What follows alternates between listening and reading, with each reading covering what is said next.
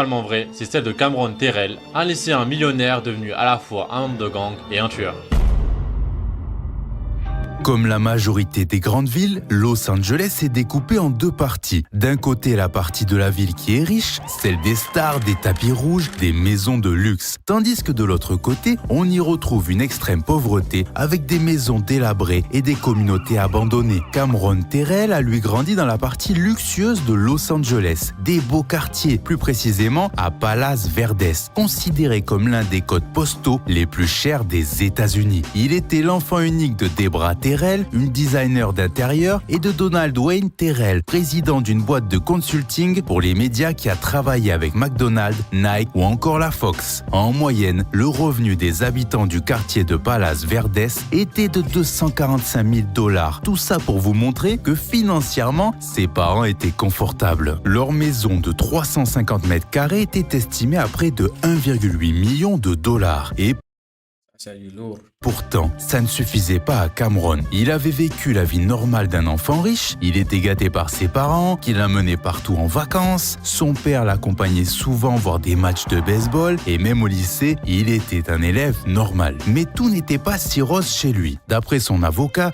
des tensions et des problèmes vont apparaître avec ses paternels, poussant Cameron à se révolter et à traîner de plus en plus dehors. Il avait pour habitude de passer son temps à Jesse Owens Park et se fait des amis là-bas. Il passera de plus en plus de temps avec eux et à force de traîner à South Los Angeles, il va être confronté à la rue et aux gangs pour finalement rejoindre les Rolling Avec du ce confort, lui, là, non, ça, c'est bizarre, c'est bizarre. 90s Crips. Comme vous le savez, les Bloods et les Crips sont les deux gangs les plus connus dans le monde, notamment à travers leurs couleurs si distinctes qui les différencient totalement. Dans les années 70, Raymond Washington et Stanley Tookie Williams ont fondé le gang des Crips. À la base, c'était pour lutter contre la ségrégation raciale et les violences policières. Sauf qu'avec le temps, ce gang va s'embrouiller avec d'autres gangs de Los Angeles et perd son but premier. Aujourd'hui, Crips et Bloods règnent sur la ville en ayant chacun leur propre territoire. Sauf que, avec le temps, des petits gangs sont nés de ces mêmes gangs, qu'on appellera les Sets. Ces Sets règnent sur des rues, des blocs ou des quartiers. Et même si ces Sets font partie du même gang originel, ils peuvent parfois être ennemis. C'est le cas avec les Rolling Crips, connus pour être ennemis de longue date des Neighborhood Crips. Les Les histoires comme ça, non, il faut vraiment qu'on regarde ces vidéos, ces genres de vidéos pour être au courant de tout cela. Parce que moi, je ne connais pas qu'il y a deux différents de gangs en Los Angeles.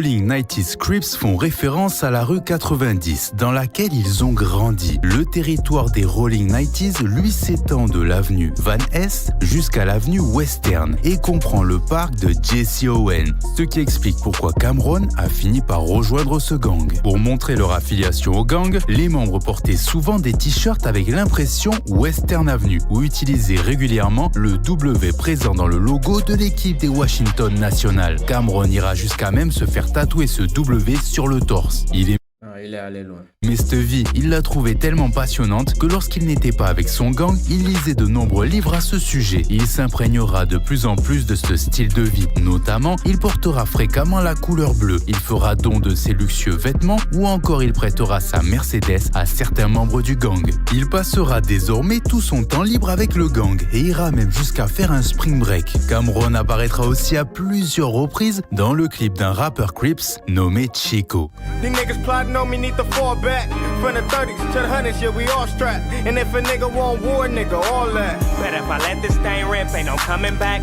All these niggas plotting on me need to fall back. Comme Terrell, Chico est aussi tatoué mais au niveau du cou. Cameron a été accepté par les membres qui lui donneront de nombreux surnoms tels que White Boy, Blue Eyes ou encore Milk. Il est désormais totalement intégré au gang. Mais comme vous le savez, ce style de vie n'est pas sans risque. Il va rapidement être impliqué dans un meurtre. Le 1er octobre 2017, Cameron conduit sa Mercedes accompagné de deux autres membres de son gang et rôde sur le territoire ennemi. Les deux hommes vont croiser Justin Holmes accompagné de ses amis. Ils vont les interpeller et leur demander à quel gang ils appartiennent. La réponse a été qu'ils ne faisaient partie d'aucun gang. À ce moment-là, Justin travaillait dans une société de déménagement et avait juste profité de son day off pour rendre visite à ses amis. Malheureusement, cette réponse ne va pas satisfaire les amis de Cameron et à 11h26, l'un d'entre eux va sortir son arme et tirer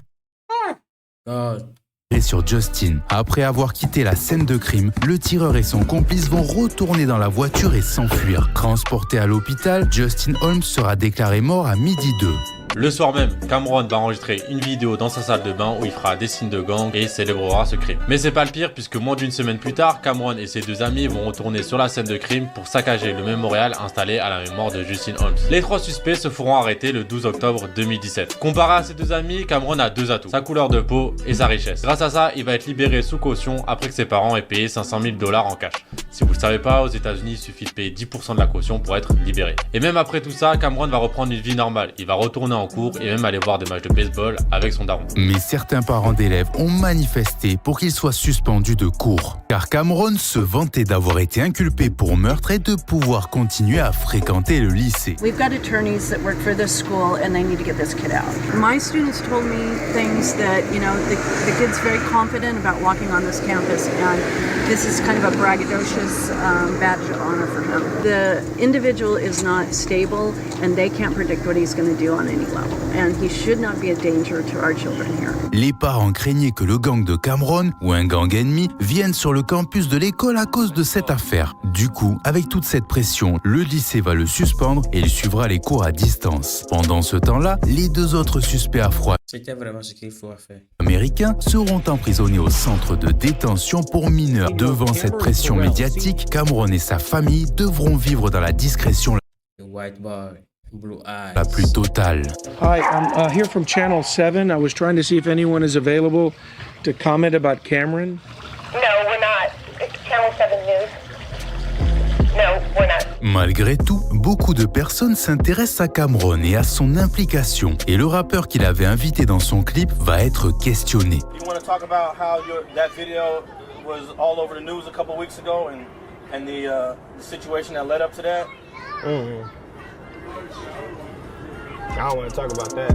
Ainsi que des Il a refusé de parler. Hein. habitants qui le connaissaient. Innocent as everybody would say.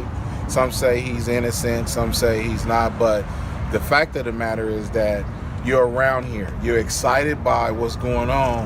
Lors du procès, on ne tiendra pas compte de l'avis des habitants et le fait que Cameron soit issu d'une famille riche et sûrement très puissante aura toute son importance. Pour le défendre, ses parents vont engager un avocat superstar à Los Angeles, Jovan Blacknell. En plus d'être l'avocat du rappeur Drake et The Ruler, Maître Blacknell est notamment connu pour avoir innocenté un homme inculpé de meurtre au premier degré. L'homme avait été aperçu par la police en train de charger le corps de la victime dans sa voiture et d'incendier le véhicule avec un jerrycan plein d'essence. Il avait une défense solide bien que Cameron ait admis conduire la voiture, offrant la fuite aux deux tueurs. D'après son avocat, Cameron ne savait pas que les hommes dans la voiture avec lui étaient armés. Il pensait juste qu'ils allaient faire des graffitis ce jour-là. S'il savait qu'il y avait une fusillade, il aurait jamais utilisé la voiture de son daron. Il a aussi ajouté qu'il fallait être admiratif de Cameron, entre guillemets, parce qu'il a réussi à se lier d'amitié avec des personnes si différentes de lui. Cameron était fasciné par la culture des gangs à cause de la musique et des films. Mais là tu vas me dire, mais ouais, si c'est quand même tatoué le W sur le torse, c'est un signe d'affiliation du gang, comment il a pu s'en sortir? Quand je dis que son avocat c'est du niveau de Saul Goodman, c'est que c'est du niveau de Saul Goodman. Pour justifier ça, il a juste dit que c'était un hommage à Kevin Durant qui avait le même tatouage et qui était le basketteur favori de Cameron. Ensuite, plusieurs témoins vont être appelés à la barre et tous témoigner à la faveur de Cameron, en indiquant que jamais ils penseraient que Cameron puisse tuer quelqu'un. Après 10 jours de délibération, le jury va enfin rendre son verdict. Cameron Terrell est acquitté et reconnu non coupable de meurtre et tentative de meurtre. Ah, il est sauvé, il est sauvé. Peace, Justin Holmes. He shouldn't have died that day, and you know, I pray for his family every night. This been weighing on me every single day of my life. Bien qu'il ait totalement disparu des réseaux sociaux suite à cette affaire et poursuivi des études en droit, Cameron reste toujours actif parmi les Crips sous le nom de Blue Eyes. Il sera même encore plus respecté suite au procès, car il n'a jamais balancé quiconque à aucun moment.